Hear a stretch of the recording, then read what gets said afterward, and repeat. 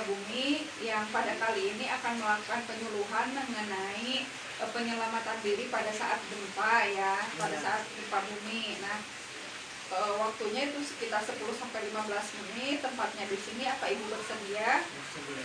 Ya, Ibu, tujuan dilakukan penyuluhan ini yaitu untuk agar kita semua mengetahui bagaimana cara penyelamatan diri pada saat terjadi gempa dan sebelum juga persiapannya seperti apa ya.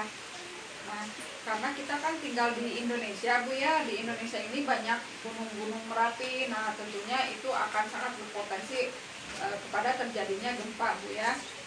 Nah, gempa bumi itu sendiri merupakan getaran permukaan bumi atau peristiwa pelepasan energi yang disebabkan oleh kekuatan-kekuatan dari dalam ya, yang dapat menyebabkan pergerakan bumi secara tiba-tiba.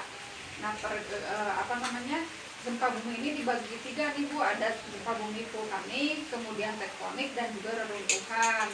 Gempa bumi vulkanik itu gempa bumi yang disebabkan oleh adanya gerakan dari vulkanik dari tadi gunung-gunung Merapi gitu ya. Biasanya terjadi sebelum letusan Gunung Merapi. Kemudian kalau gempa tektonik itu diakibatkan oleh pergeseran tanah dari bawah Bu ya. Nah, kemudian gempa reruntuhan itu salah satunya seperti longsor. Seperti itu kan, kalau sudah terjadi longsor biasanya terjadi gempa ya, ada getaran-getaran gitulah kalau misalkan terjadi longsor. Nah, apa saja yang harus dilakukan sebelum terjadi gempa nih gitu persiapannya? Salah satunya yaitu seperti konstruksi bangunan ya, harus memang tahan gempa ya Bu ya.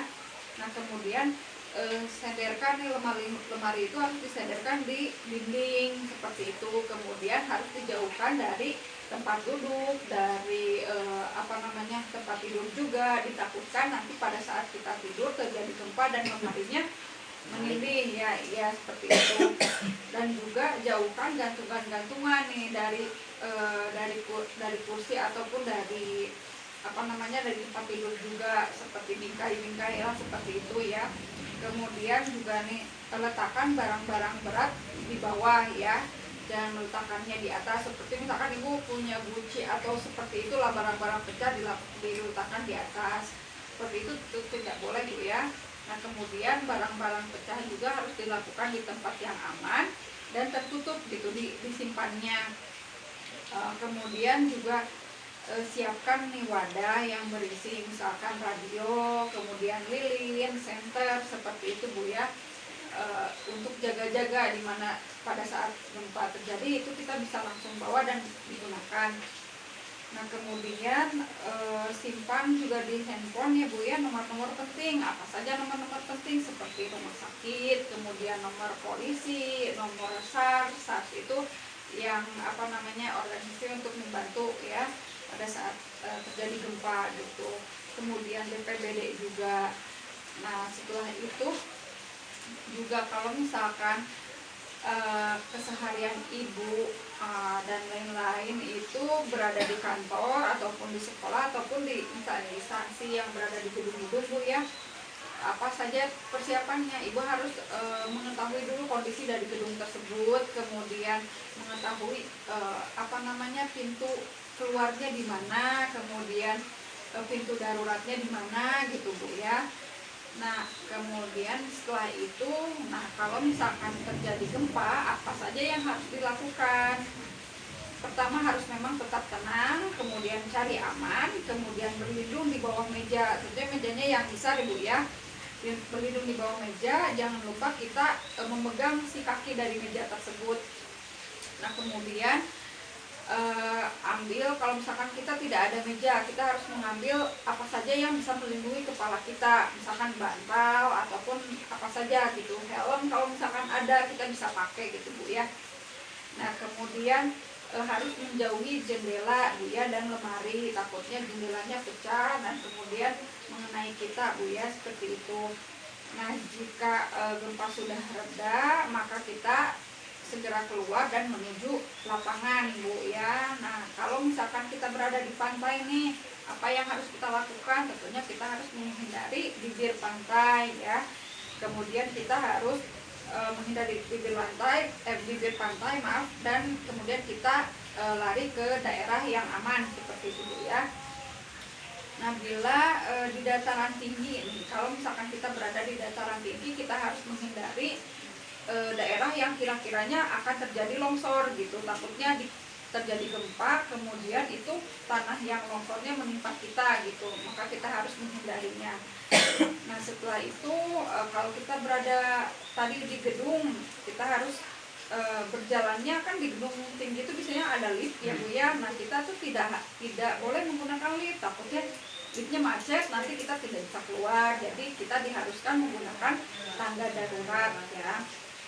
Nah, apabila kita berada di dalam mobil nih, bagaimana kalau misalkan kita berada di dalam mobil, kita harus mobilnya berhenti dulu, tapi tidak boleh berhenti di tempat yang misalkan ada papan reklamenya ataupun ada pohon-pohon yang tinggi, ditakutkan jatuh menimpa kendaraan yang kita tunggangi seperti itu. Nah, kemudian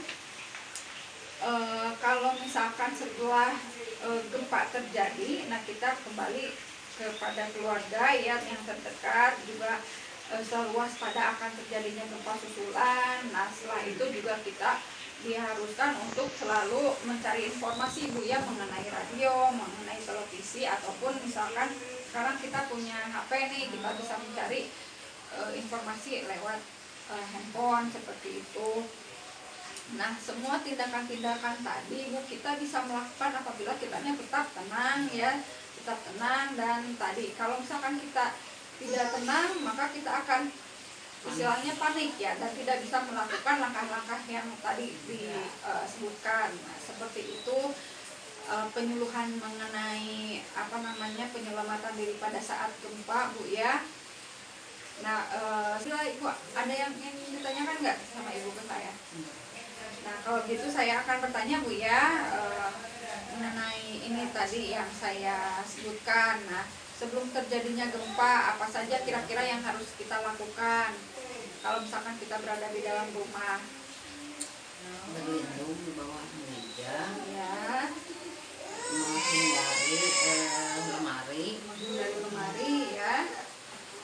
Terus kalau ada helm bisa dipakai Ya, terus kalau ada bantal juga bisa dipakai untuk pelindung kepala ya. Ya, nanti hindari barang-barang yang berat-berat, jangan ditaruh di atas. ya seperti itu Bu ya.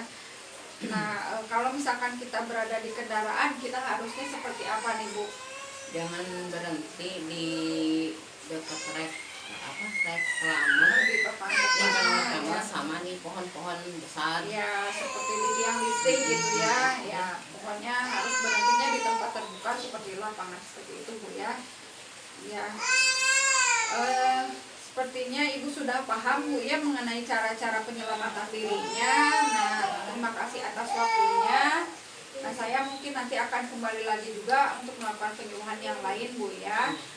Waktunya mungkin kita bisa sesuaikan, tempatnya mungkin di sini juga ya Bu ya. Terima kasih banyak atas waktunya Ibu. Assalamualaikum warahmatullahi wabarakatuh.